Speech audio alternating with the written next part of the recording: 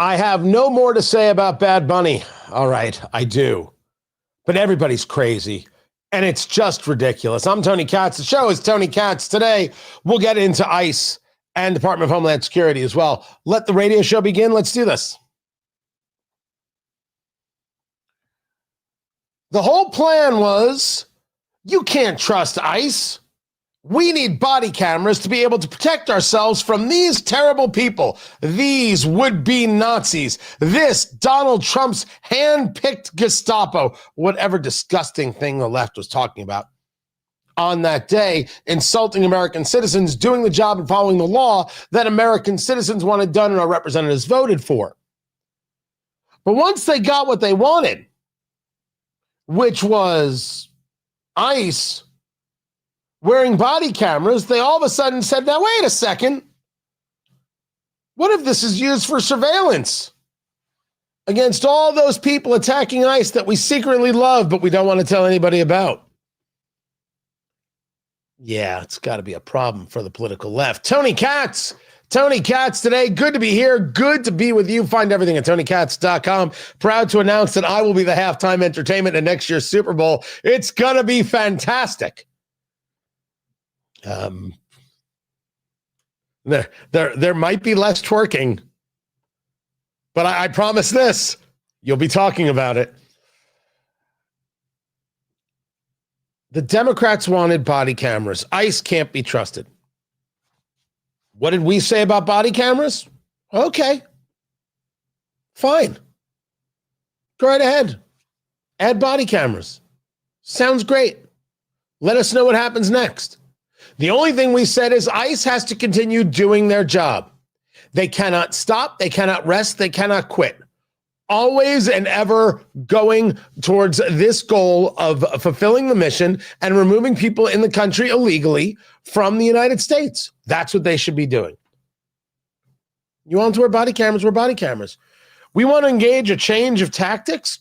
You don't have me upset.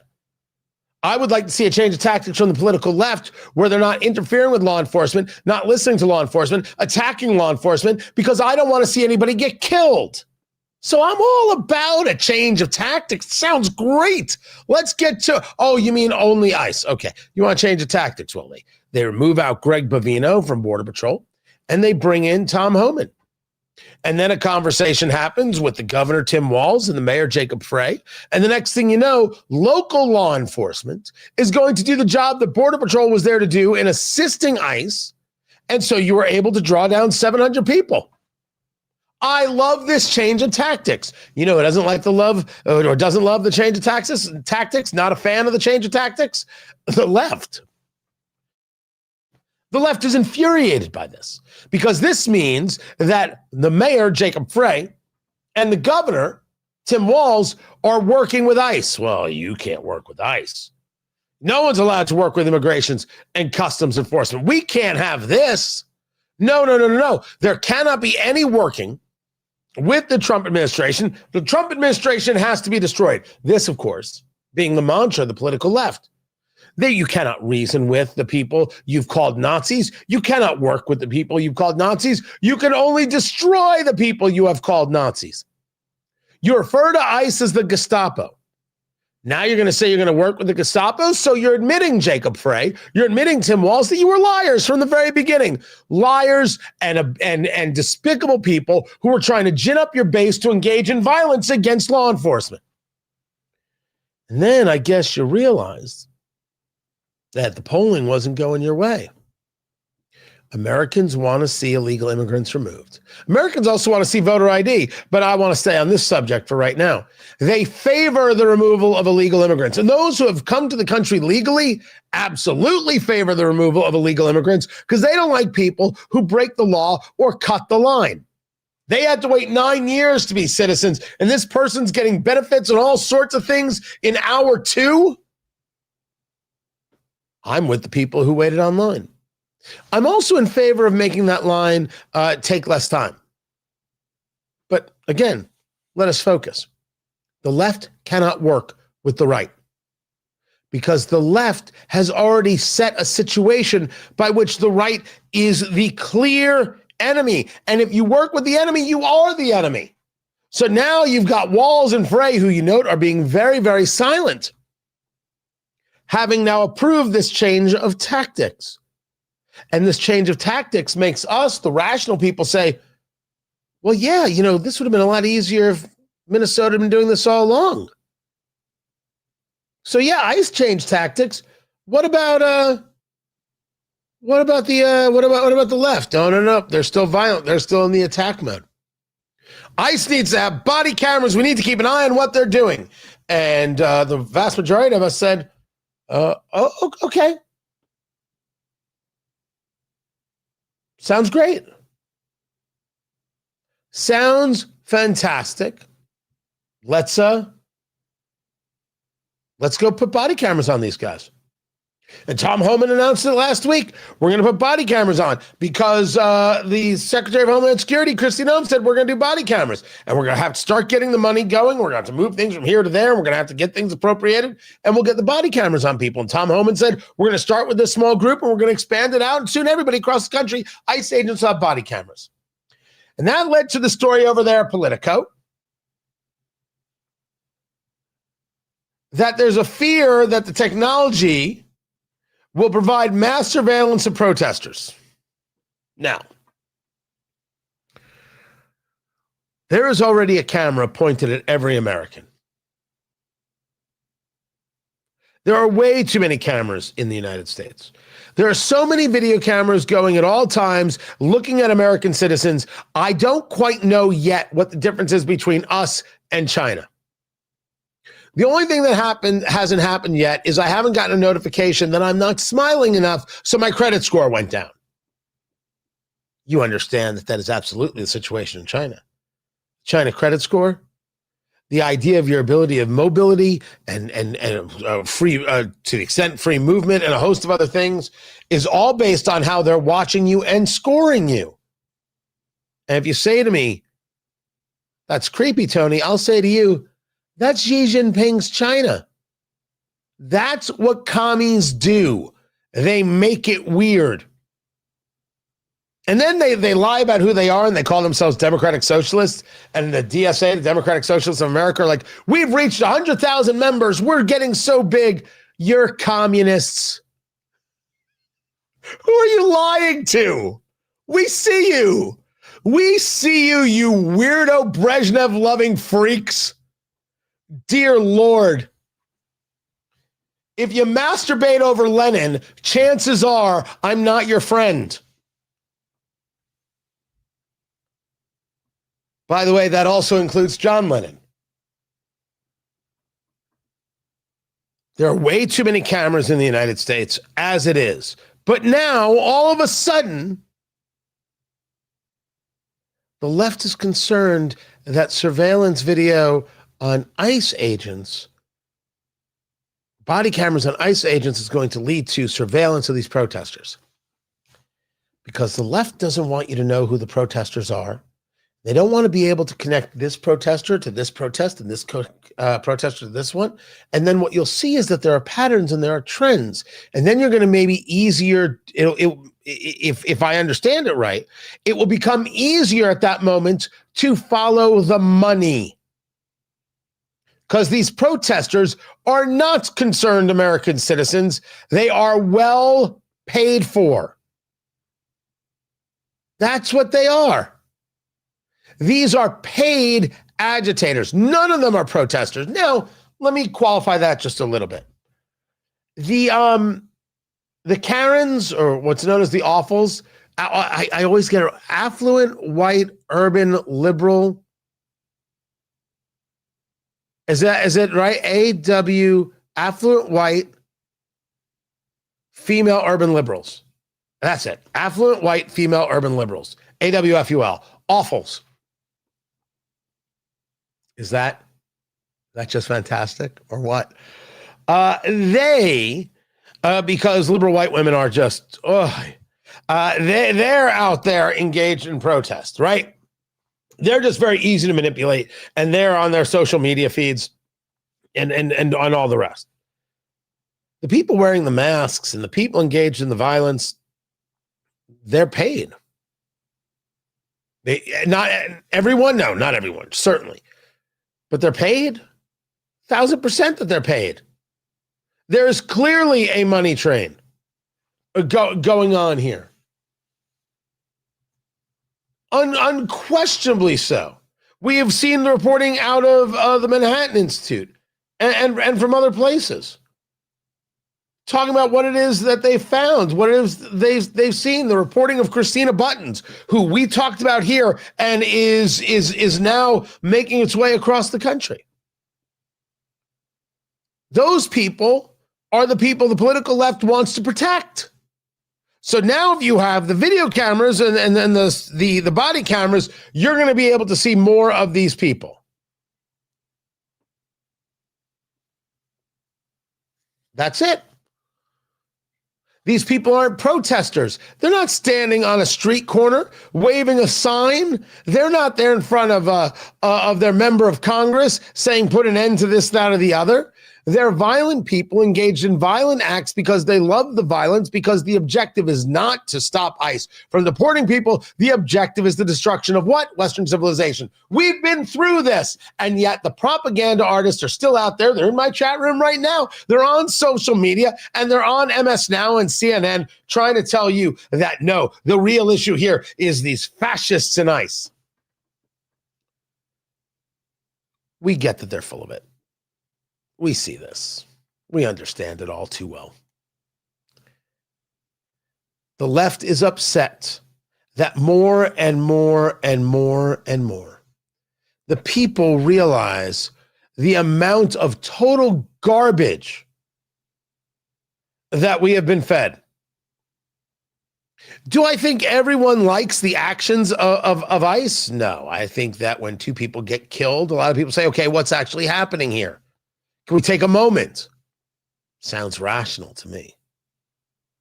But Americans have spoken that they want illegal immigrants removed. And the people who don't want to remove illegal immigrants, they're the people who are wrong, and we should say so. And the people engaged in violent acts against ICE and against law enforcement are absolutely supported by the left, whether financially or through complicitness. Which includes, well, we can't create videos of these people. We need them.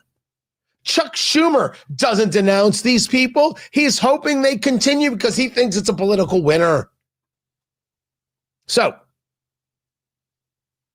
you want to put cameras on ICE agents? Fine by me. Now we're hearing that the next shoe has dropped. That the Democrats have decided they are absolutely not going to vote for funding for Department of Homeland Security, which ends now in a week and a half. And if they'll only vote for it if you get rid of Kristi Noem. What? Yeah, the Secretary of Homeland Security has to go. She has to be fired. You get rid of the Secretary of Homeland Security, you get rid of Kristi Noem, and then, well, we'll give you your funding. Okay. I mean, if that's what it takes, get rid of Kristi Noem. Get rid of Kristi Noem, put in Tom Homan, make him the Secretary of Homeland Security. I don't care. Just keep deporting the people who are here illegally. Keep arresting them. Keep finding them where they are. And anybody who gets into any level of violence with law enforcement and impeding law enforcement, arrest them. You don't have to be nice about it. Protesters are over there. Protesters are over there, and you let them do their thing. But people who engage in violence and impede, arrest those people. I don't care if they get slammed in the wall and zip tied. Doesn't mean anything to me. They're interfering with law enforcement. Screw them. Isn't that the point? Now, you have John Fetterman, somehow the voice of reason, stating that you are going to see Democrats not vote for ICE. Totally would expect that it's going to shut down. I know that we, the Democrats, we provided, I think it was 10 kinds of basic things. And then the Republican pushed back quickly, saying that that's like a Christmas wish list and that they're non-starters. I truly don't know what specifically are the Democrats' red lines, that it has to be certainly not going to get all 10. But now, if I had to say now, they would probably expect that there is going to be a shutdown because things are just drowned down to committed to do that. And for me, it's always, as a Democrat, I've always been, just secure our border, deport all the criminals. And now I joined with Katie Britt to deliver the Lakin bill now as well too. So it's weird when John Fetterman is the voice of reason in the Democratic Party. But if you want to say we don't get funding for DHS unless Kristi Noem is fired, sure. The problem is you can't actually give in on that, because if you give in on that, then they're going to say, well, you have to fire this one, you have to fire that one, so you have to push back. But give me Tom Homan. As a matter of fact, get rid of the Department of Homeland Security altogether. Just keep going with ICE. Keep going with law enforcement, removing people from the country who are here illegally. That's the whole story here. Don't ever stop. Don't stop. America voted for this. Change the tactic? Sure. Change the mission? Hell no. Keep it here. I'm Tony Katz, and this is Tony Katz Today. Hold on a second, guys. First of all, good to be here. Good to be with you. Secondly, my God, there's some great comments going on. Federal law trumps state and local laws. Read the Constitution, Democrats. First of all, it's Democrats. Secondly, it is the argument is about supremacy. It's a supremacy clause conversation. Secondly, here's Bob. I love these based takes on violence. The violence is what's happening from the political left. I just want it to stop. I want it to stop. ICE is following the law. People are attacking law enforcement. Arrest them. Arrest the people who interfere with law enforcement. You disagree with this? Well, then you favor violence. I find that disgusting, Bob. Don't be disgusting. Don't be disgusting. And then have fun with your little 10-person podcast, Piggy. This guy came into a chat room to say that. That guy is going to go to bed alone tonight. And tomorrow night. Sad. Sad stuff. Well, goodbye to him.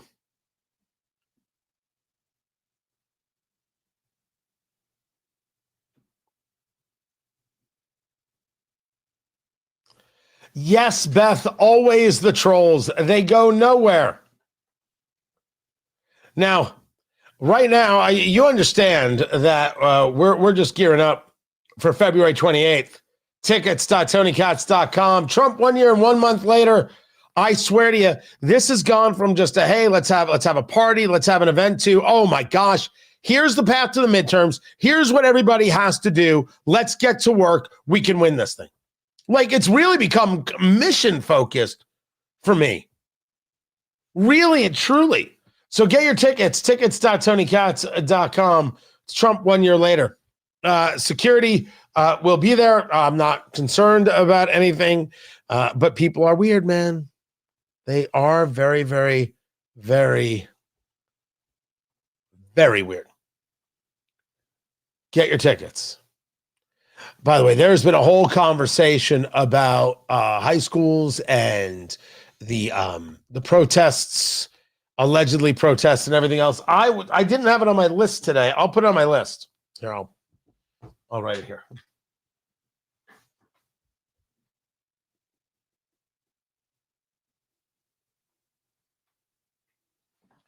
There it is. It is written. It shall be done. And then I got some dry erase marker on my thumb. It's gross. All right. My coffee has good liquor in it today. I don't think you're supposed to say that out loud.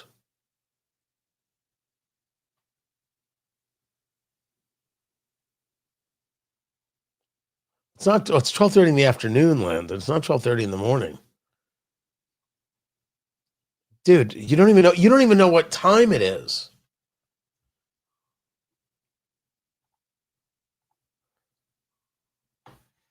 Gosh. All right, so we're coming back to the radio show.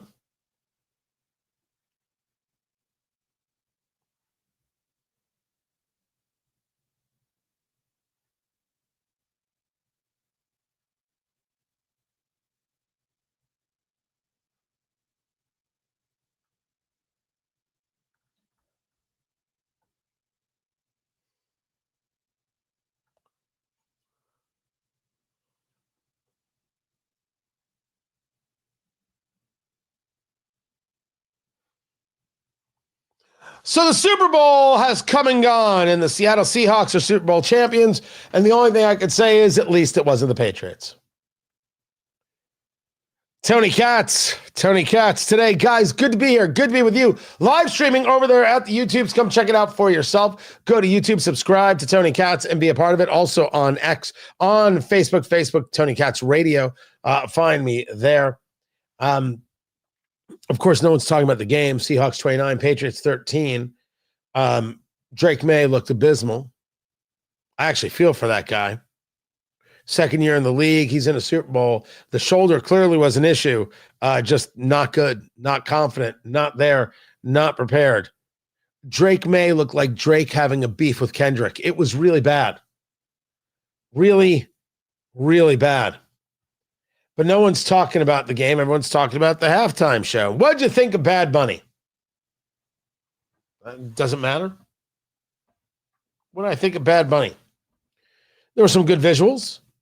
It was an interesting scene that they had set up. This couple actually got married in real life. I thought that was very cool. The twerking, I don't think that's very family friendly. Guys grinding on each other, not very family friendly. The audience clearly didn't understand what was going on, and there was no way to relate to the music, and they don't speak Spanish, and the whole thing was in Spanish, except for Lady Gaga, which was a nice little change up, and Ricky Martin, well, he was in Spanish. How you saw the halftime show is all how you look at your politics. If you love Trump, you hated the halftime show. If you hate Trump, you love the halftime show. People aren't even honest about what they saw in the halftime show. And then you had the competition with Kid Rock and everything Turning Point did. And they're saying that it was 25 million people all in all the platforms and all the places. And people are like, that's nothing. The Super Bowl had 140 million. You lose. It's not about winning or losing. There was an audience for something else. And they actually had to go and look at something else. So they did. And there will continue to be this. And the whole halftime show is not about anything other than the NFL is an international league now, and they wanted to prove it, and they did. What do I think of Bad Bunny? I don't. You know what Bad Bunny thinks of me? He doesn't. I think there's a lot of breakdown here, but in the main, we're not looking at this thing honestly. Everyone's looking at it politically. And that's the take. If you like Trump, you hated the show. If you hate Trump, you like the show. This is Tony Katz today.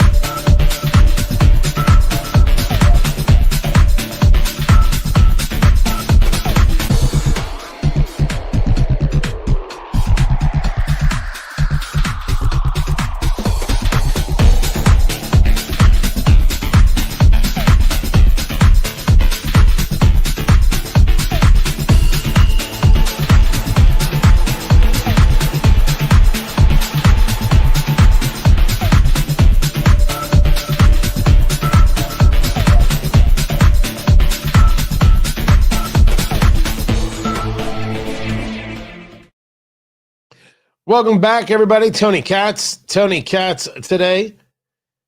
Taking a look at what is going down. The Religious Liberty Commission is holding a hearing on anti-Semitism. What possibly is going to come of this? I don't mind conversations and conferences and all the rest. I'm just curious as to what's going to come from it. This will lead us into a story, though, about all those progressives who most aggressively supported Hamas and bought into every lie that we were told. Every single lie.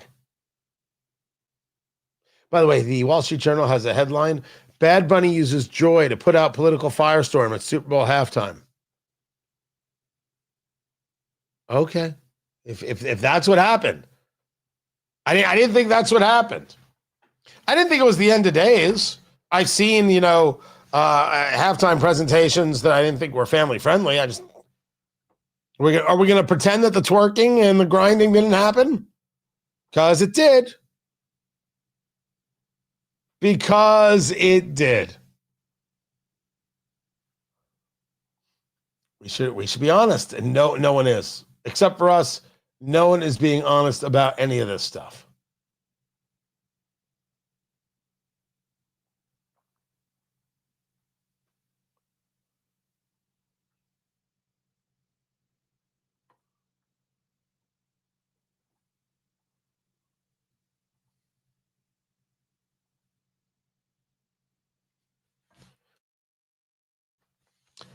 So last week, a woman by the name of Kate Brown, who writes for The Guardian, which immediately puts me on guard, wrote scoop. Well, when someone's writing a scoop, it must be a big, big deal. Because when you become a journalist, what you're hoping is that the editor will call you scoop because you get all the good stories. You get to wear the hat. And it's a scoop right on the side. The NSA, the National Security Agency, detected a phone call between foreign intelligence and a person close to Trump last spring. Whistleblower says that the director of national intelligence, Tulsi Gabbard, blocked the agency from sharing the report and delivered it to the White House chief of staff. Tony Katz today. So this is the post that this woman, Kate Brown, puts out there. That the NSA detected this phone call between foreign intelligence and a person close to President Trump. Now, we don't know what a person close means. What we then learned about this story is that what was posted is in no way factual.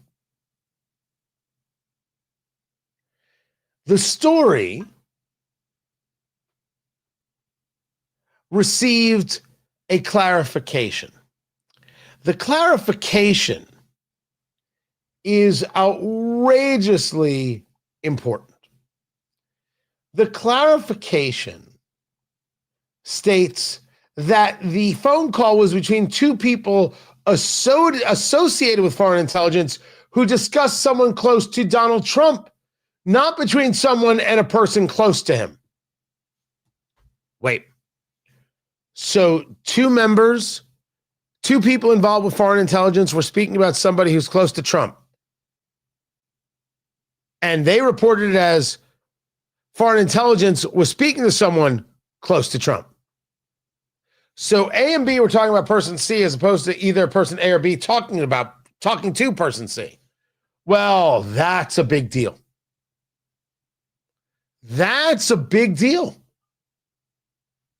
As a matter of fact, when you start looking at how all of the information then came out, you start seeing that the whistleblower, and is named Andrew Bakaj, B-A-K-A-J, revised his previous statement that said the NSA picked up a phone call between two members of foreign intelligence involving someone close to the Trump White House.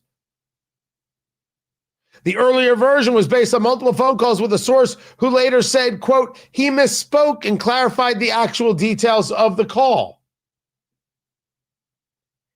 It is Andrew Bakaj, who is a former intelligence officer assigned with the CIA.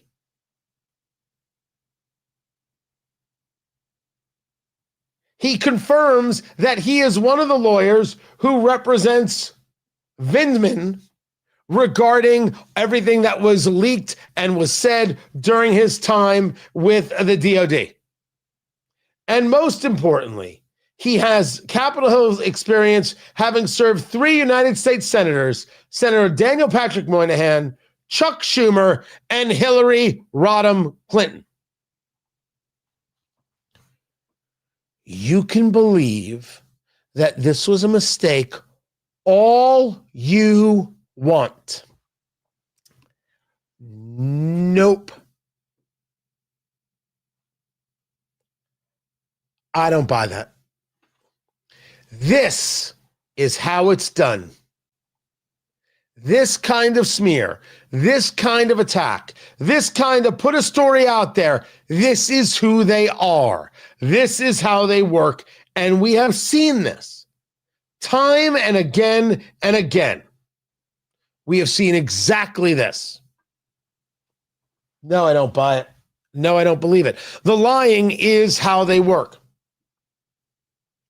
Which brings us to all those people who lied on behalf of Hamas, all those progressives, all those elected officials, all of those social media trolling scumbags who favored a terrorist organization because of their bigotry and wanted to see Israel destroyed. All of those losers at the United Nations and everywhere else who wanted to say that Israel is guilty of a genocide. Israel was never guilty of a genocide. Hamas is always guilty of a genocide. We are not really safe until every Hamas member is dead, and that's just reality. And the people who support Hamas are the enemy of civilization, whether they're on the Columbia University campus, they're your local elected official, or they're members of Congress. They have to lose office. They have to be removed. They're unworthy people. They're disgusting, low people. Say so. It's okay. You're around friends. We get to be honest. They're liars. And one of the lies they told regarding Israel's involved in a genocide. Look at all the people Israel has killed. My God, 70,000 people have been killed by Israel. What? 70,000 people have been killed.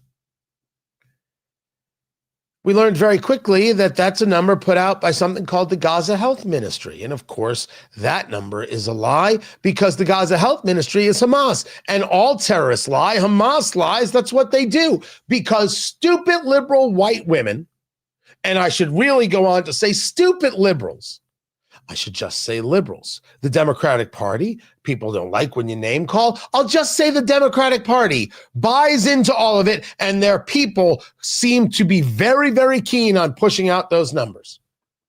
Despicably. You know that the Gaza Health Ministry is Hamas. You know Hamas is lying because it's a propaganda war. And yet here is the political left aiding and abetting the propaganda war. Don't ask me to have any respect for these people. It's like the people who post Free Palestine. The people who post Free Palestine aren't strong enough to say they want to kill Jews. So they hide behind some bullcrap line. But we see you. We know who you are. We know that you're low. You're the reason I tell Jews to buy guns, buy ammo, and get trained. We've seen all the cowards. Hamas announced that they are going to be making payments. What kind of payments? They're going to be making payments to the Al-Aqsa flood widows. The attacks on October 7th, which were perpetrated by Hamas, paid for by the Iranian regime, and the Palestinian people participated in that. The Al-Aqsa flood, and they're going to seek, they're going to pay these people. They're going to pay the widows. Well, how much are they going to pay the widows? They're going to pay them 500 shekels. It's about $160. Okay. 50,000. Yes, payments would be made to as many as 50,000 widowed families. So they're admitting when they put out the number that 72,000 Palestinians had been killed. So they're admitting that this is about Hamas members and terrorists that they're referring to. And these are only the married ones. So now take out the unmarried Hamas members. And you realize very quickly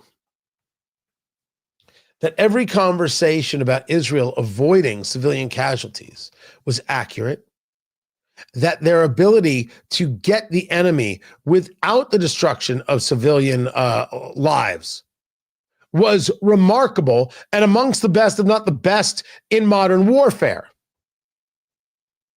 Everybody knew that these numbers were a lie.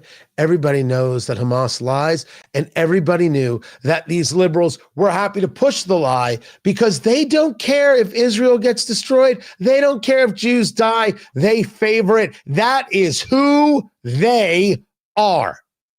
But maybe, just maybe, if I were to be a guy engaging in some level of grace, there were some ridiculous leftists out there who didn't know they were being lied to. Here you go. You need to take a minute? I'll give you time. You need to take a little time? You know, I can go get a drink. I can go, I can grab a bourbon here. I've got, this is a Bardstown right here that was written out to eat, drink, smoke. I've got First West. What do you need? Just did this on my Cigar and Bourbon show, Eat, Drink, Smoke. This is Old Soul. Right here, the high rye. I mean, I'll take my time. I'll just have a beverage while you figure it out. Of course, you were lied to.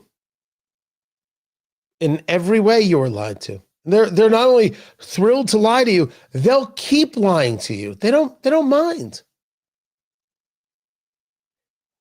American leftists participated in a propaganda campaign to try and get Jews killed and Israel destroyed. That's what happened. Some of them, yes, indeed, did it unwittingly. I find that hard to believe, but I have enough grace to know that that is true. And some leftists did it purposely because this is what they want. It was all lie. It was all fraud. And these lefties continue to be the biggest scumbags who ever lived. And you say to me, Tony, you don't usually talk like this. You're not that aggressive with these things. Can I ask what language I'm supposed to use? Can I ask exactly how this is supposed to be discussed? Can I ask what language is supposed to happen? It is clear and it is obvious.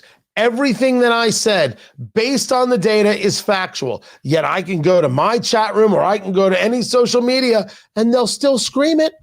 They'll still scream about Israel and genocide. There's no interest in the truth. There's only interest in the destruction, which we find over and over and over again. Aren't I allowed to just be as disgusted as you and everything else? These people will only be satisfied when they have killed, when they have destroyed. And it is never about Israel. It was never about Jews. It's always about Western civilization. And they will tell any lie. And then when shown and when it is exposed, they double down. You think the Islamist is the most dangerous thing out there? You think the communist is? No. It's the American leftist who will condone these activities and continue to support them, willfully or otherwise. I'm Tony Katz, and this is Tony Katz Today.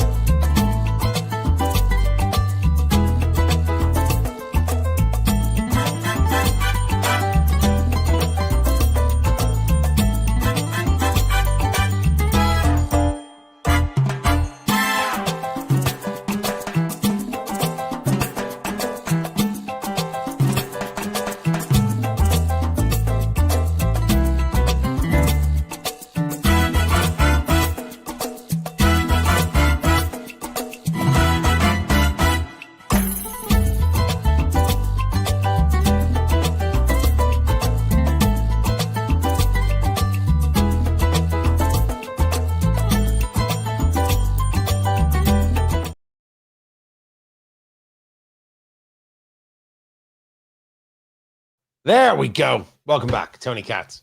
Tony Katz Today. Good to be with you. Good to be here. Dark Rogue, thank you, man. I appreciate that.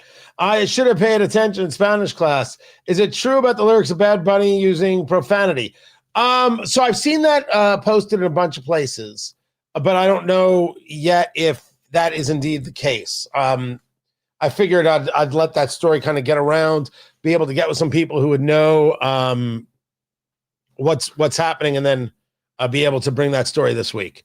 Oh yeah, but some of those lyrics seem very, very, very rough. Absolutely.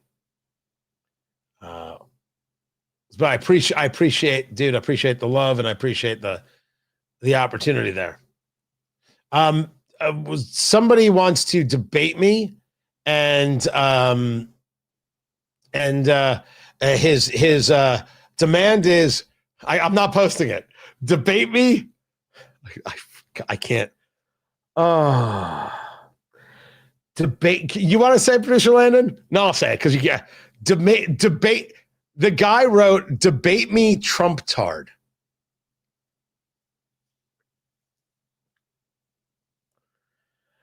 Dude, what makes you think you're worth my time? All you are is a little bit of fodder for the chat room. You think you're worth my time? Dude, I don't think you understand how this works. Goodbye. Yeah, that was you just getting deleted. Dude, I don't no. It's like the people on my Twitter feed. Let them scream and let them yell. I was today, a guy's upset with me, fine. And then he posts a photo of me. And it's this screen grab from a documentary that I'm in. And people have used it before. It's the worst. It's so bad. I do not look good in this photo. And I'm like, I can't believe you used that photo. And so now everybody is commenting about, I'm angry about the photo, but you posted the photo as a way of coming at me. And I noticed, and I said, that's cruel, man. And and now that's become the story. I'm not interested in having conversations with people who don't want to talk. Not at all. Forgive me. Last little bit of the cold. Voice is better though. That's pretty good. I don't feel any need to do that. And I also I used to be better at being nicer about these things. I don't know. Lately, I have no interest in being nice to these people at all.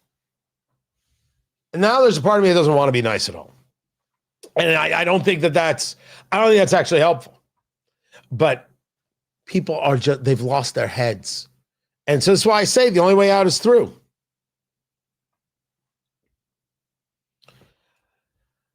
I do want to get into the student protests that have been happening all across the country because I've been talking about it a lot. My God, it is embarrassing to watch people say things like, oh, you don't think students should protest? I thought you believed in free speech. They're walking out of the classroom. Well, yeah, they can do that. They can do that. What are you talking about? Well, you can't stop them. Well, can I expel them? No, you can't do that. So I have no recourse. What if we just physically stop them? We lock the doors. If they interrupt in the classroom, they get arrested. We've got student resource officers. Kids, you've seen kids get arrested before or sent down to police stations before. Why not? Oh my gosh, now you want to zip tie them? Well, we have zip ties and they're pretty cheap. I made no argument about going after students. I made an argument about students disrupting the classroom and an argument about schools that aren't going to stand up to students and think the students are in charge. And it turns out that the leftists think the students are in charge, which is par for the course. I need to get into that. But I saw that Scott Bessent was on with Maria Bartiromo, and I said, good. Trump economy is delivering for the American people, that we have strong growth, and inflation is in fact coming down. For the past 3 months, inflation is 2.1%, close to the Federal Reserve's target, and a measure called Trueflation, which is daily observations, now is below 1%. So inflation down, strong growth, stocks at a record high, and the lowest crime rate in over 100 years. Democrats don't want to talk about that. They want to hoot and holler. They do want to hoot and holler. I agree with you, sir. I don't think you could say 2.1%. You're a little cherry picking there. But it was this show here. I said it on Sean Spicer's show. It was us who said Bessent needs to be out there as the adult in the room, as the guy that people look to and say, that's a professional, talking about what this economy is delivering and doing. And now they're doing it on the regular. This is how you get to a midterm victory, which, agreed, is going to be very tough. Very tough. We were talking about this months ago, and now we're starting to see this on the regular, on the everyday. And yes, don't worry about any polling at the moment, although definitely notice it. There are opportunities for this economy to turn on 2 or 3 things. That's it, just 2 or 3 things that can make the difference in the midterms. Midterms are still incredibly difficult. But oh yeah, and people are going to tell you you're delusional and all that. Don't pay them no mind. You got to actually know how to fight. You have to discuss what is working. Good on Bessent. Keep it here. This is Tony Katz today.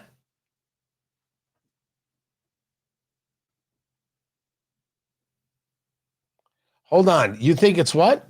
It's up to the students to decide if the possible consequences override the want to speak out. As a high schooler, a student can choose to interrupt the classroom, and it is their responsibility. You think that a 16-year-old knows this? How about an abortion? How about changing their gender? How about doing meth? I think we should take a much different look at this. They're children. Why don't we treat them like children? Why don't we just accept the fact that they don't know? And it's our job to protect them more often than not from themselves. What is this idea that the children should be able to decide? Not a chance. Not in the slightest. Not in the slightest.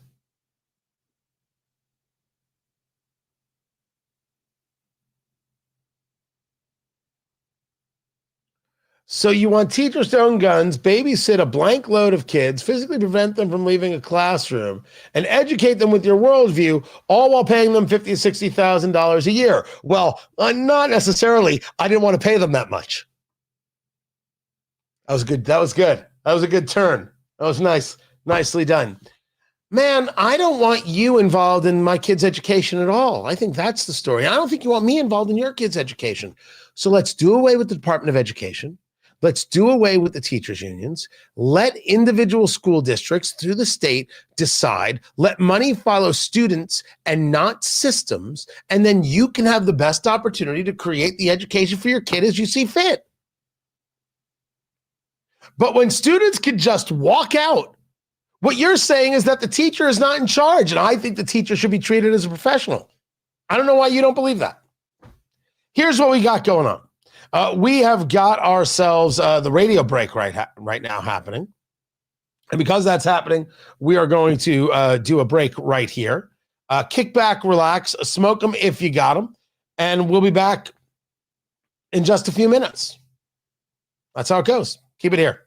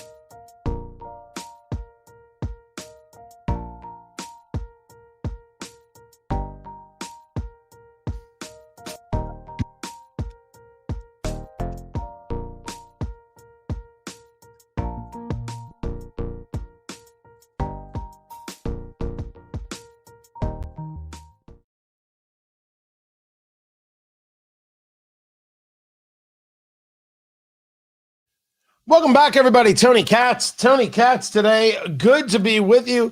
I'm willing to bet you the trolls are still there. Everywhere. All the time.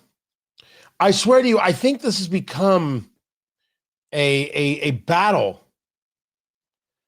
in the idea of, can they just annoy you enough to stop? And the answer is no. Tony Katz wants to fire school administrators for respecting parental rights to excuse their children from school to engage in protected First Amendment activity. And they spell my name Tonicats.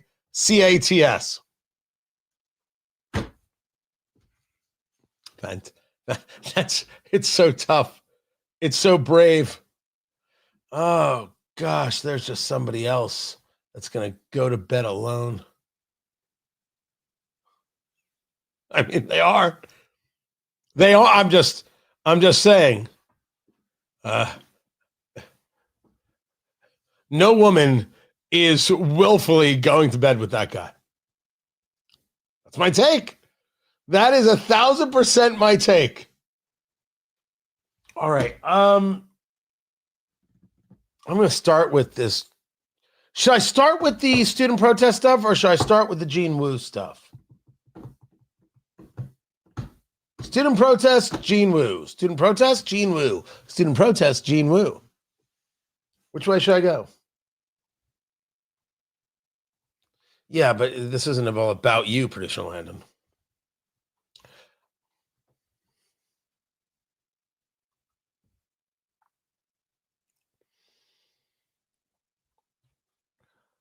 There is a weird obsession with children. Especially the idea that somehow children know what the hell they're doing. They don't. That's why we call them children.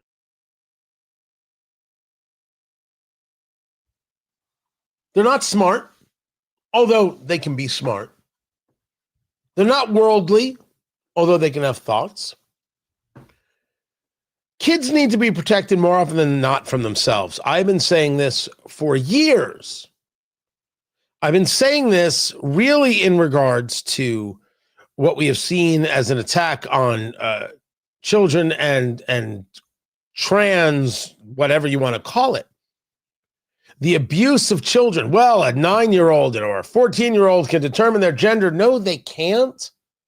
Of course not. What an insane thing to say. Tony Katz today. Good to be here. Good to be with you. Find everything at TonyKatz.com, live streaming. Join me on YouTube. Just look for Tony Katz and subscribe. They can't make this decision. But I argue that there's a whole series of decisions that kids can't make. And I can categorize it all in recognizing there's a difference between childhood and adulthood, which on the political left, there's just no regard for this reality. The desperation to try and move children into adulthood. We could see this generationally amongst a lot of really, and we can go to Hollywood and how young women were sexualized from the word go. Whether we want to talk about in a Gen X heyday, a Britney Spears, we want to talk about a millennial moment, what they did to Millie Bobby Brown. 11 on Stranger Things. She's a kid. I mean, not anymore. Now she's an adult. She's a kid. And it was, who are you wearing? And questions about this. And just, no one needs this. We don't need 15-year-olds looking suggestive. We just don't want it. We shouldn't want it. What we should want are kids to be kids. I didn't say that kids aren't different and have their own thoughts and have personalities and all. I'm not saying anything like that. Of course that's true. But there's this real desire to think that somehow children can make decisions. Oh, you want to have an abortion? You don't have to ask your parents. Why do we say this? Well, it could have been the parents who's the reason for the abortion. Whoa. You're making, first of all, a remarkable stretch there. And secondly, that is what you say to give cover to the idea of giving children this concept of agency. Children have to be able to determine their own gender. Parents can't stop them, and we should pass legislation in states to prevent parents from being able to have a say. Children can't make this decision. What kind of madness is that? Children can't make this decision, and we should say no to it. We should be very proactive regarding the adults who are so absolutely child obsessed in the wrong ways, not to their protection, but to thinking children have agency and can make this decision. They cannot. Because if children can make their own medical decisions, clearly they can make their own education systems and decisions, and they can make their own education decisions. Well, they then can decide whom they love and everything else. And once you've got children with agency, of what role is there for the parents? The objective here is, once again, all of these things do indeed connect. It is about the destruction of Western civilization and the removal of the family. They can mock all they want. You know it's true. We see this again in the student walkouts that have taken place. I have a very clear position on this. The answer is no. Children cannot just walk out of school. Now, they'll throw up a whole bunch of roadblocks. So let me start with where I'm at, and then we can go through it all. Children, high school students, can protest in their off hours. They can protest on weekends, but we have laws about attending school. You're in school. You don't get to disrupt it for anybody else. You're in the school. We want the school to be a place where the student is protected. Allowing them to walk out doesn't protect them, and there have to be serious consequences to their walking out, which can include suspension, which can include expulsion, which can include being detained. We have student resource officers in every school. Are they there just for window dressing? We have seen that this has happened to students. I have said nothing new here, except the leftist is now upset because it comes in the context of immigrations and customs enforcement, where these students are allowed to walk out of classes and hold signs reading F ICE. If this is what administration thinks is important education for kids, I think it's very important for us to fire those administrators, the superintendent, the principals, all of them, every single one of them. I don't tell the high schooler or the middle schooler or anybody else's kid that they can't stand on a street corner with a sign. You go right ahead. You go stand on a street corner with a sign. You go gather with your friends, gather with other people in a park, in front of a government building, anywhere else. Go right ahead. But what is this idea that it can be done during school hours? That other students can be disrupted. Well, the other students weren't disrupted. Whoa. That's what the left says, but they're liars. Yes, other students were disrupted. I know this anecdotally, that they were disrupted. So enough with that argument. We just push it to the side. Administrators or teachers that were supportive of walkouts are saying that they don't matter, that the schools don't matter. And if that's the case, I want to put an end to public education right now.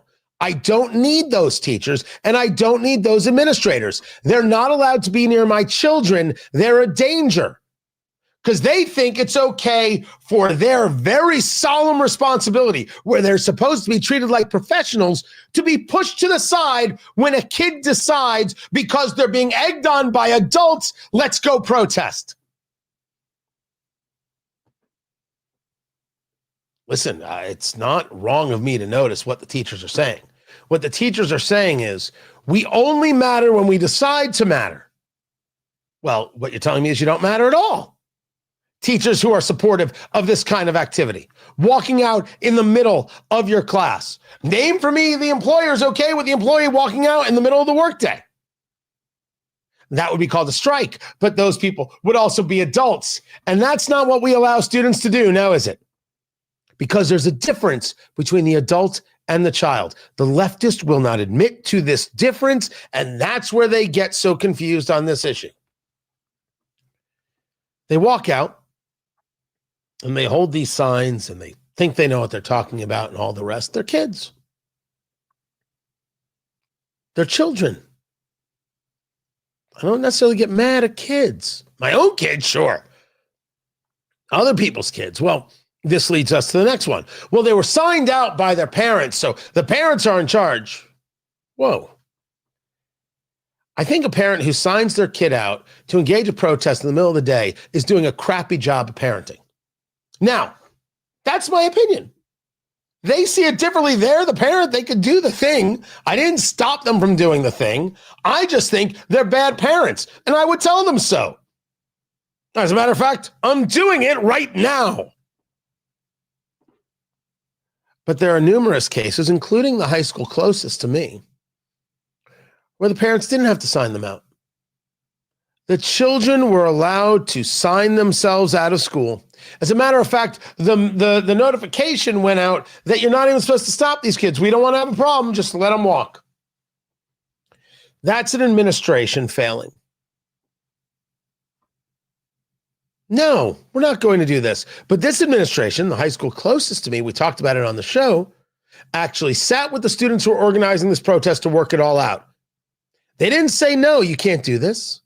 No, not during school hours. No, we won't condone it. Yes, you will be suspended if you do this. Yes, you'll be expelled if you do this. Bring in your parents. Go right ahead. We will not have this during school hours. After school hours, do anything you want. They didn't do that. They come to an agreement with a 16-year-old? I don't come to agreements with 16-year-olds. They're 16.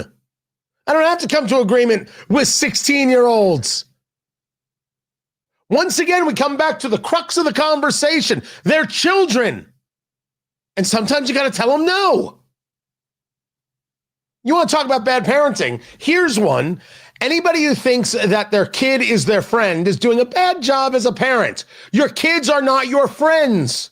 You are not supposed to be their best friend. You're supposed to be their mother or their father. It's a fundamentally different role. I dig the role. It is awesome. It is not easy. It's a lot easier to be a friend because you can walk away when you're a friend. You don't have to be honest. When you're a friend, you could say anything. When you're a friend, the parent has a different role.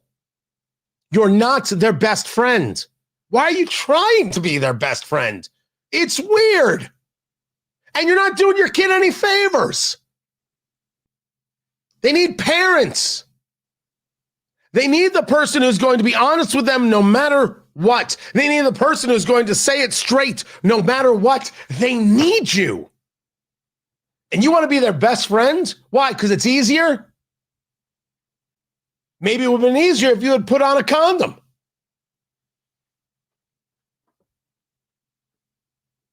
In every case, we're discussing this reality that these leftists think that children should be in charge and should be able to make their own decisions.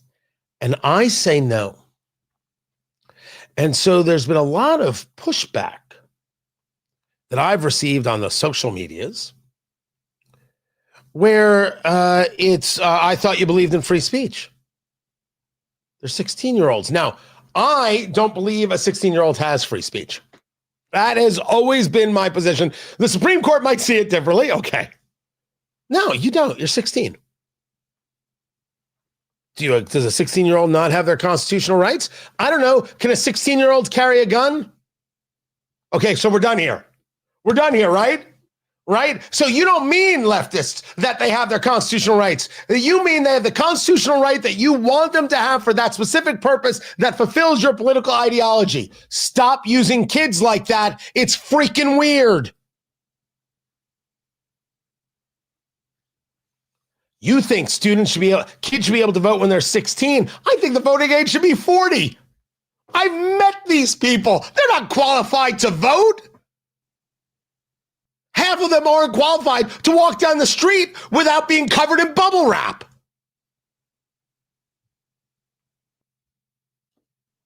This is about adults wanting to abuse children for their political purposes. That's what all these walkouts are. And it's disgusting and it's reprehensible. And I'm one of the people saying very loudly, no, we don't do this. We shouldn't allow this. This should stop. I think that you should suspend the students who walk out. I think you should expel students who walk out. Now, there could be different types of things happening and different responses and levels and all sorts of things. And yes, I absolutely said that there are ways to stop students, and the left was shocked and stunned. He brought up zip ties. For the sake of clarity,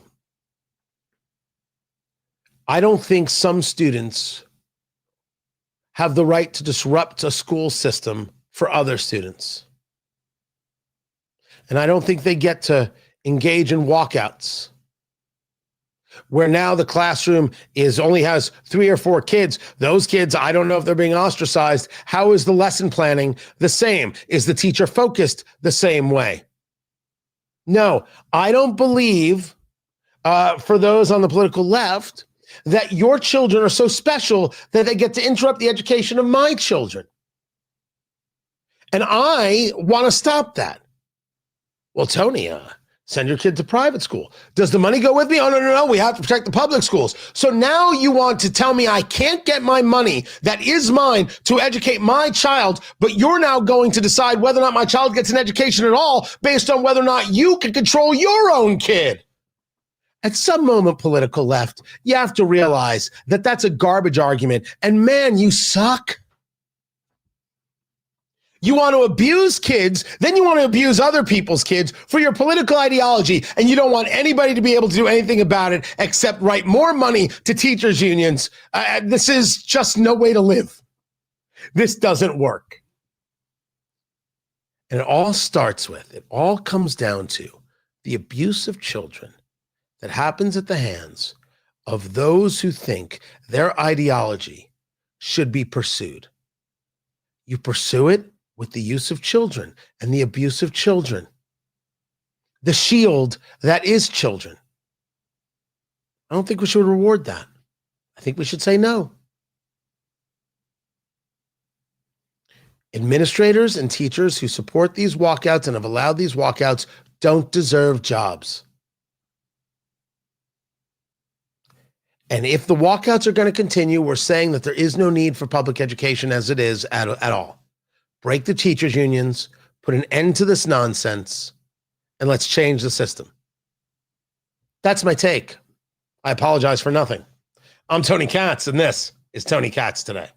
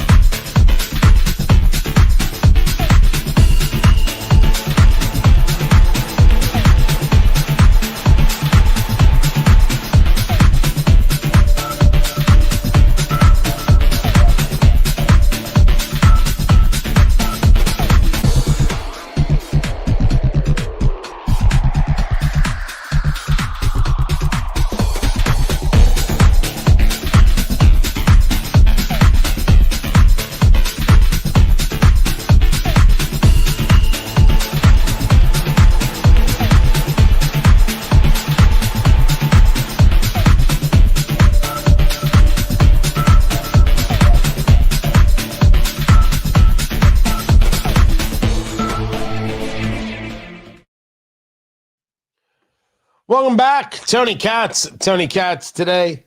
Guys, I appreciate you being here. It's been a new level of troll day. They've been kind of special. Oh, bless them. Bless their hearts.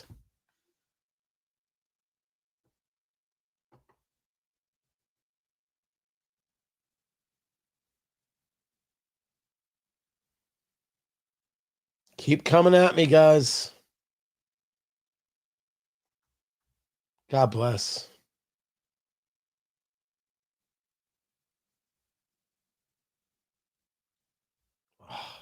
It's going to be a good week. It's going to be a very, very good week.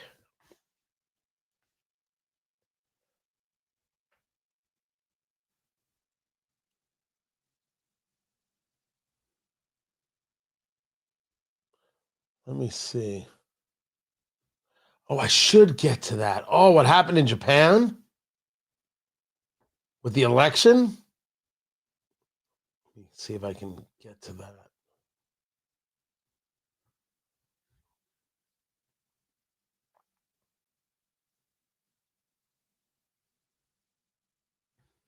Someone just had numbers. Let me see.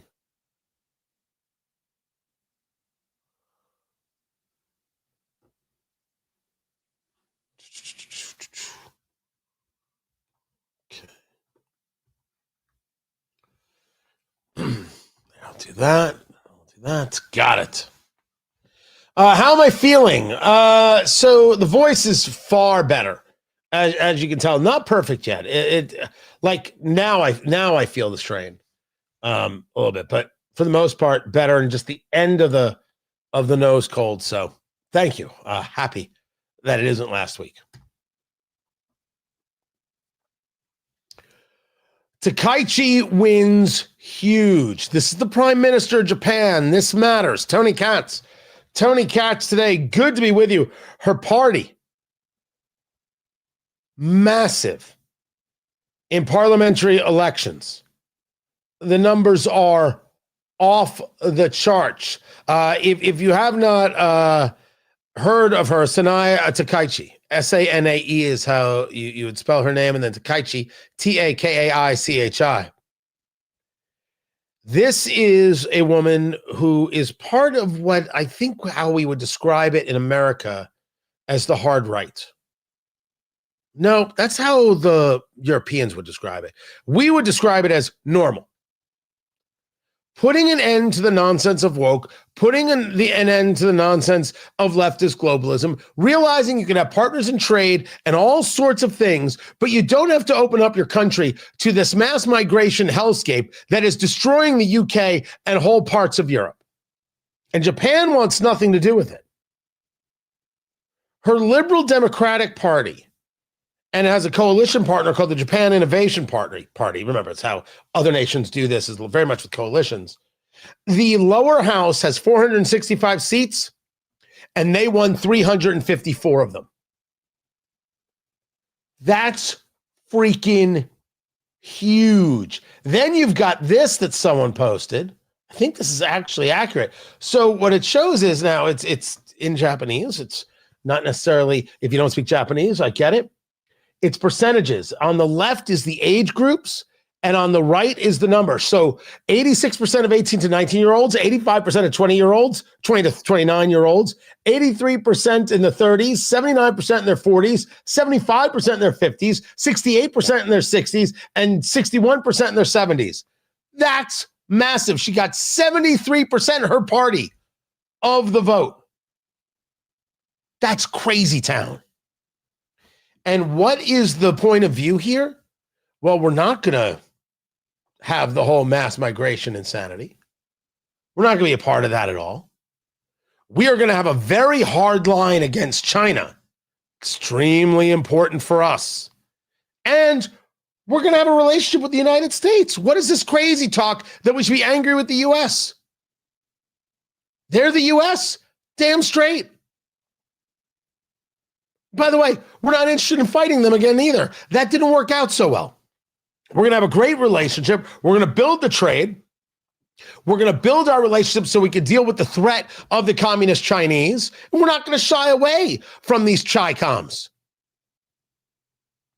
Oh yeah. Good win. I've got 3 more things for you. Oh, they're doozies. Keep it here. It's Tony Katz today. Very curious to see how she does and how Japan goes. Because I think there's great opportunity here. I think it's going to be interesting for Taiwan. I think it's going to be very interesting for Australia, which still leans outrageously left, but they all play in this Pacific Rim story and all have to deal with China's hegemony. So watching that for sure. What else do you guys got? You ask questions. I will try and answer to the best of my ability. Just taking a look at what's going on over here.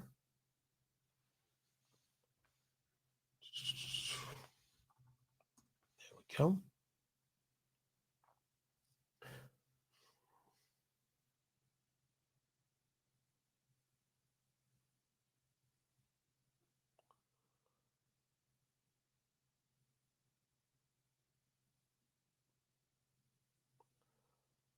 Is that right? Huh. Hold on a second. I will put that right here.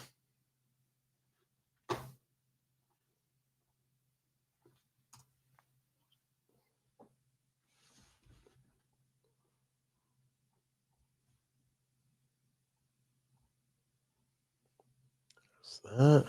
I did that. I did that. Okay, there's this. There's that.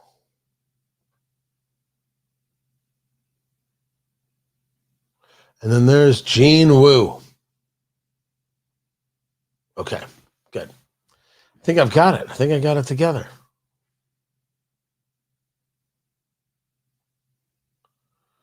And then I should have got a clip of Ari Fleischer. And you're like, Tony, why do you have a clip of Ari Fleischer?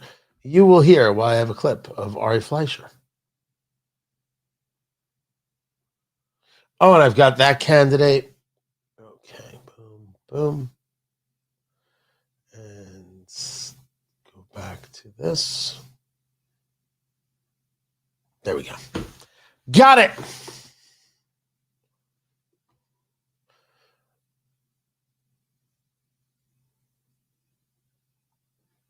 Wait, who's unhinged?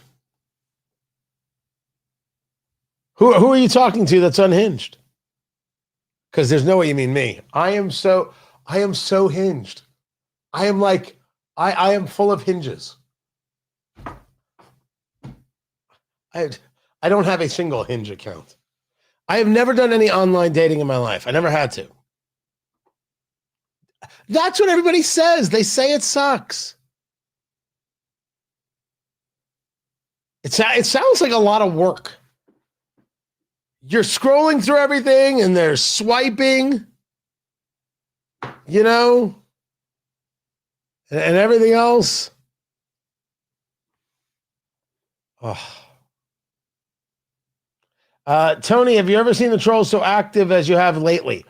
The past month has been special. And I wonder if we crossed some Rubicon that I don't know about.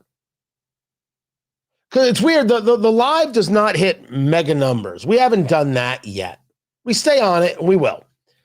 But like the shorts are growing, and the videos are growing, and the subscribers are growing. So all that's really good. But so I don't know what it is that's happening. But yeah, it's really super, super weird. Sometimes funny, mostly just weird. Anyway, let's get back to the show.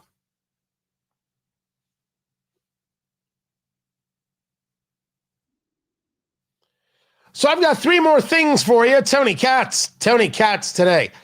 Good to be with you. These are stories that not everybody is getting to, and they really should. This is Tony Thurmond. He is running for governor in the state of California. And well, he has a very unique Very special thoughts. Governor, I will restore universal health care for all, including undocumented immigrants in the state of California, because we know that health care is a right. We will abolish ICE. We will create a pathway to citizenship. And right now I have legislation that puts a tax on any single company in California that does business with ICE and ICE detention centers. Oh my gosh.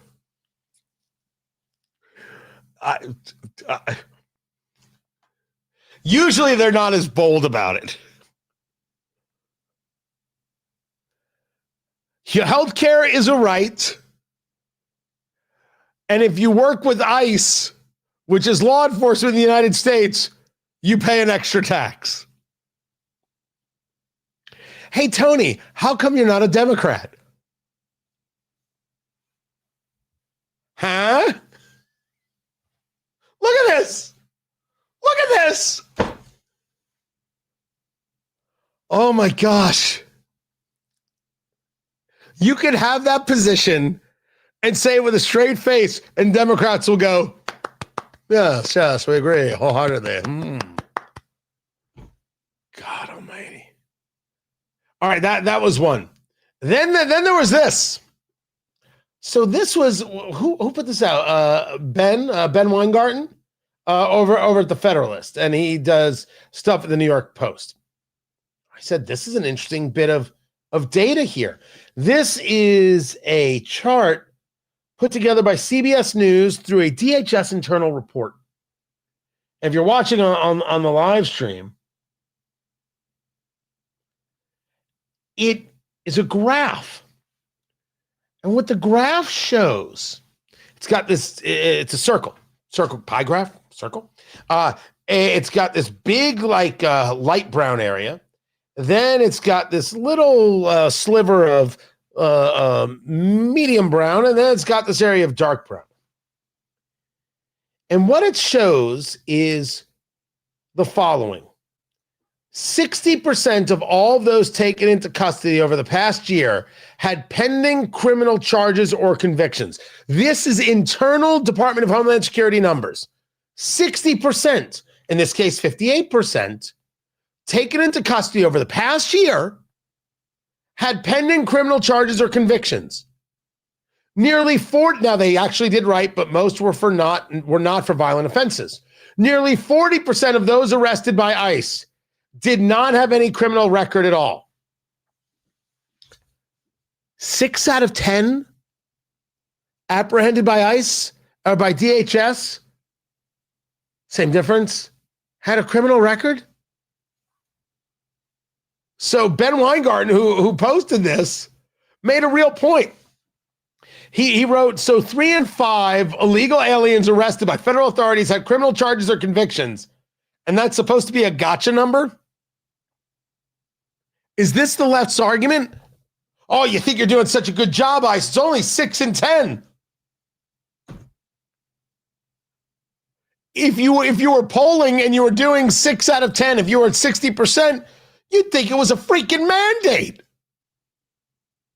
What a weird spin. Then there is, I'll get to some more on Jeffrey Epstein. I want to say for the record, I am not a conspiratorial guy. I do not have a conspiratorial, is that the word I'm looking for? I do not have a conspiratorial bone in my body. Not a one. And then I see this. Statement announcing Jeffrey Epstein's death emerges from files, but it's dated a day before he killed himself.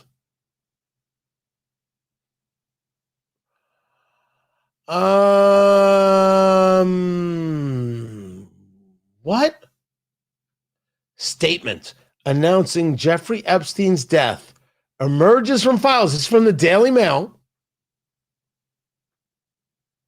It shows up in the files, but it's dated a day before he killed himself.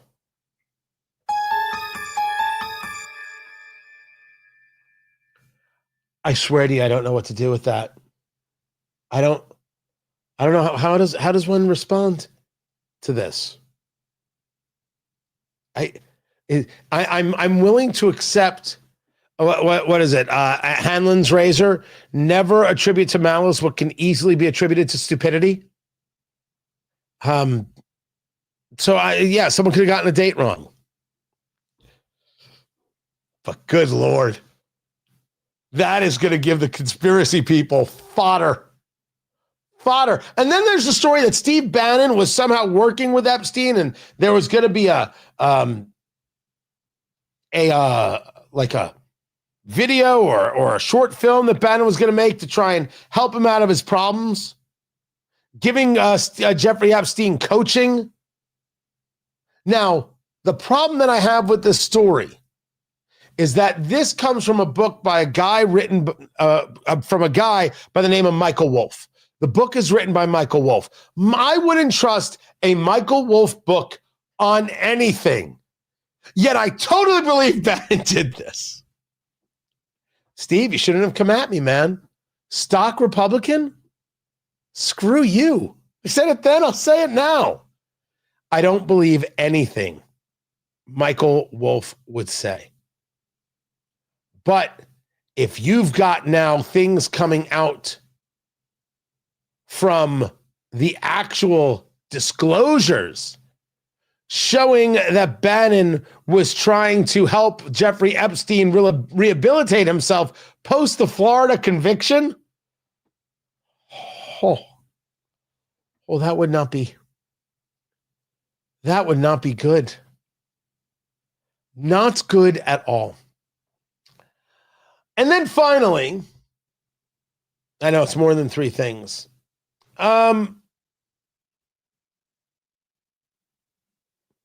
We go back a couple of days ago, and I did a show. This was on. Does it have the date here? It was 5 days ago. So what was that? February. Let's call it February 3rd. I think it was February 3rd. And the headline of the show is, they're not protesters, they're militia cells. Anybody else remember this? I don't know if you could see that as I posted there. But yeah, that was the name of the episode. I don't know, I had my eyes closed there. That they're not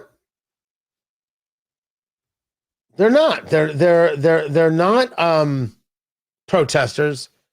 They are militia cells. And I started explaining how the political left and these attacks on ICE and others, these aren't protesters.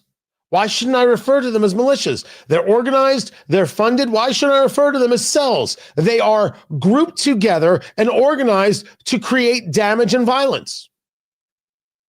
Of course they are. That was February 3rd.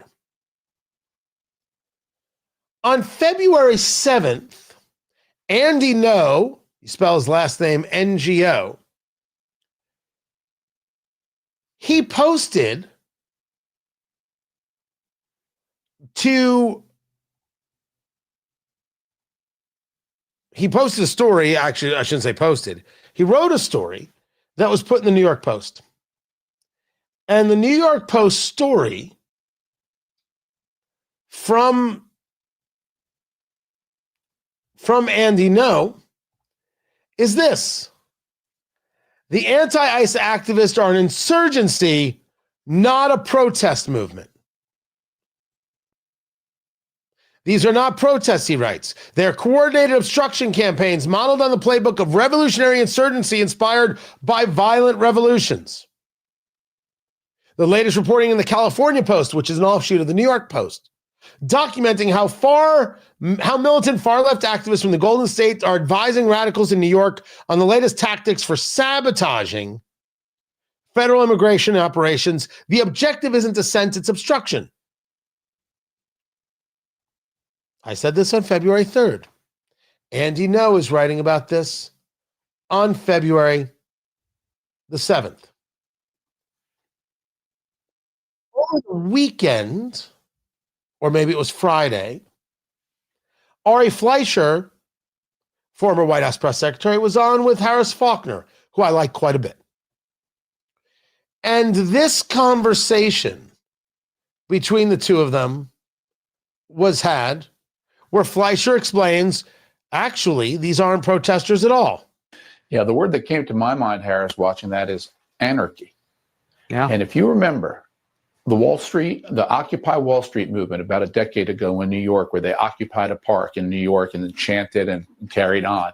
Chop District in Seattle, where they occupied an area of Seattle, took it over, a group of anarchists and others. You're seeing this now in Minneapolis, not only with its malicious style, threats against the federal government, particularly law enforcement, but their ability and their willingness, they've actually done it, to set up checkpoints on city streets, harassing individuals, innocent civilians, just trying to get from point A to point B. This is what anarchy looks like in the streets of America.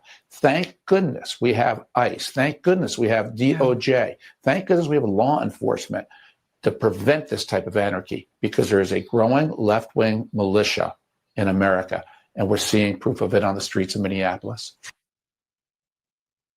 Guys, it is not that we are smarter than the rest, although we're certainly smarter than the trolls. It's that we're more honest. And anybody who's honest can see what's happening, see how the left is acting, and know exactly what this is. This is an organized attack on the nation. Calling them militias is accurate. And I appreciate from Ari and from Andy the backup. Very, very much. I'm Tony Katz. This is Tony Katz Today.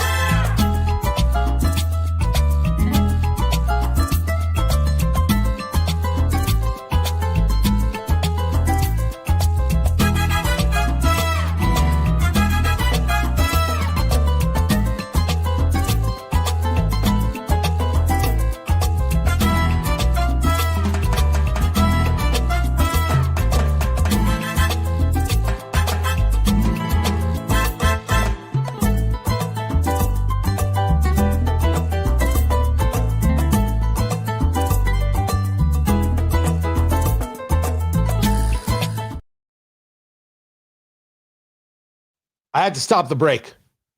I had to stop the break because Graham is telling me that my music is garbage. What do you have against salsa?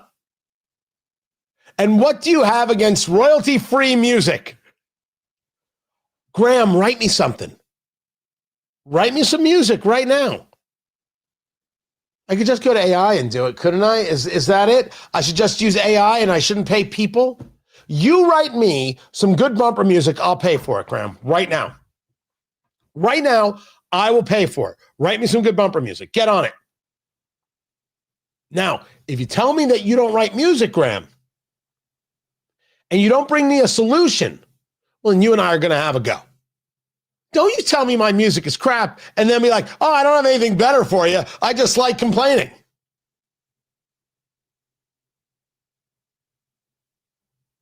Come on now. And yes, Tony and Anthony, the money is the question. Where is the money coming from? This is what we are following. We're seeing this from different funds. We're seeing this from different Soros-related entities, and not just him and others. And this is absolutely correct. Absolutely 10,000% accurate. Follow the money. Unquestionably true.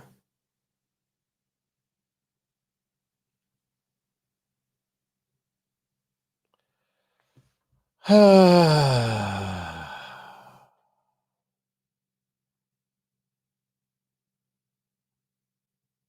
And gone. Why is my mic quality so loud? I think that's a conversation of why I'm loud. I get this. I've been told this my whole career. I'm loud. And I don't know what to do about that. I can't, if I speak in the half voice, not my full voice, whole thing just falls apart. The show just falls apart. So this is the SM7B. So I use the Shure. Now, I used to use an RE20. It was an RE27. That's the Rush Limbaugh golden microphone mic. Although, does he use an RE27 or does he use a different version? But it is Electro Voice. It's an EV. I use that because it's what my radio station used, and I want it to stay connected to them. I brought this on when I changed the mic arm because it works much better. And it has a little more bass to it, which I thought would be very helpful with the overall volume of the thing. So that's that. Oh, don't worry. I that guy could have been a troll, could have been asking seriously. So I always answer right. It's a reason I do this. So I moved to this about 2 months ago, maybe it's a little bit longer. And it's interesting. The stations have not said a word, which means we have such a compression going on, right? Because think of it, it's going to them and it's getting filtered, it's getting sent out to stations, that it takes away any issue that may exist in the high end. But I just think it gives a little bit more balance, at least for me, in the low end. Now, if I had my druthers, I would be using probably a Rode microphone. I happen to like Rode quite a bit. I think they do a fantastic job. It's what I use for the podcast. For Eat, Drink, Smoke, we use Rode. But I haven't yet. And yes, even those podcast mics, I think they call it the pod mic from Rode, they're exceptionally good. They're this big, exceptionally good. So I think they do good work. Anyway, back to the show. Enough mic talk. There is a state representative in Texas by the name of Greg Wu. I'm sorry, I said Greg and I meant Gene. Gene Wu is a leftist, a hard-edged progressive. And in a interview that he's doing, he engages a conversation so horrifying that the only argument to make is, my gosh, how wholly un-American. Tony Katz today, because he starts with a generalized thesis that you and I don't start with. Even if you're on the political left, I'm going to argue that you don't actually believe this. Are we all Americans or not? Regardless of where we come from, regardless of our race, regardless of our religion, our socioeconomic status, our sexuality, are we all Americans? Well, if we're born in the United States or we've become citizens, we're Americans, regardless of the rest. And we don't see ourselves in this way. Leftists do. And they see the opportunity for great division by not engaging the concept of the melting pot, but rather seeing things, something we've been discussing for years and others have been discussing for years, this idea of oppressed and oppressor, which goes back to Barack Obama's 99% and the 1%, which is all a takeoff of Karl Marx and the proletariat and the bourgeoisie. So in every situation, and this is how DEI views things, there's an oppressed and an oppressor. You're either being oppressed and there's no way you can't be oppressed because there's an oppressor oppressing you, or you're an oppressor even when you're not oppressing anyone, because that in itself is oppressive because you don't even understand the nature of your own oppression. That's one of the many reasons I oppose DEI. State Representative Wu says something horrifying.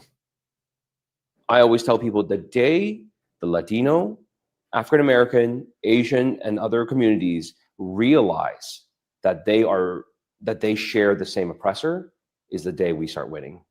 Because we are the majority in this country now. We have the ability to take over this country and to do what is needed for everyone and to make things fair.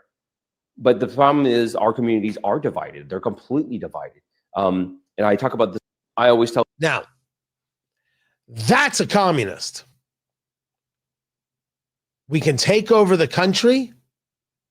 We are oppressed. You heard him. people the day the Latino, African American, Asian, and other communities realize that they share the same oppressor is the day we start winning. He's talking about people who are white. He thinks that if you're white, you're an oppressor. This is who he is. This guy is a state representative.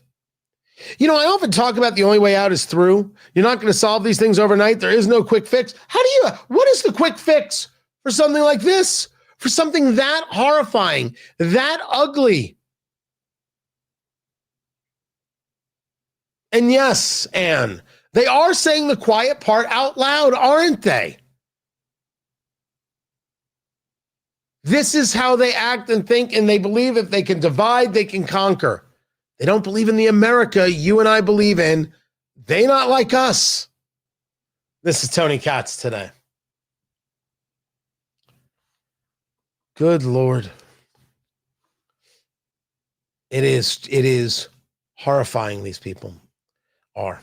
They are just, I sounded very Yoda-like there. Horrifying, these people are. Just obscene. Just gross in every way, un-American in every way. Are you ever going to get rid of bigotry? No. But you don't have to be the bigot. You just don't. Good gosh. Guys, I appreciate you being here. I have got more radio show coming at WIBC.com. You're going to want to be a part of that. And don't forget, Trump, 1 year and 1 month later, the highs, the lows, how we win the midterms. We are going to have such a good night with the bourbon and the food and the music and the party. Put on your red tie. Come join us.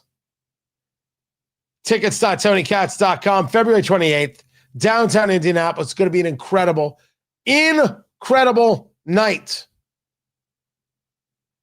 Do yourselves a favor. Come join. Be with it. Tickets.tonykatz.com. And that is a very, very kind comment there. I only hope the attention was captivated. I really do hope you enjoyed yourself. I hope you come back and disagree when you want to disagree. Agree when you want to disagree. Wait, agree when you want to agree. Disagree when you want to disagree. Much, much better. That would be, I'm sorry. I am sorry. You know what? Just when you think, you see the nicest comment in the world, right? From DJ, and then somebody trolls with something so maddening. And Dark Rogue earlier was like, listen, the trolls are funny, but the better conversations are from the good people. And you're right. You're right. And I admit that I wonder whether or not the troll comments every now and again are entertaining. I'm starting to think maybe not. I think you're onto something. I think we may have to ignore these people. I thought they were entertaining. Maybe they're just annoying as I think they are. Don't even give them attention for the sake of the dig. Just, you know what? And so it will be. I appreciate you guys quite a bit. Get your tickets, and I will catch you tomorrow, everyone. Be good. Take care.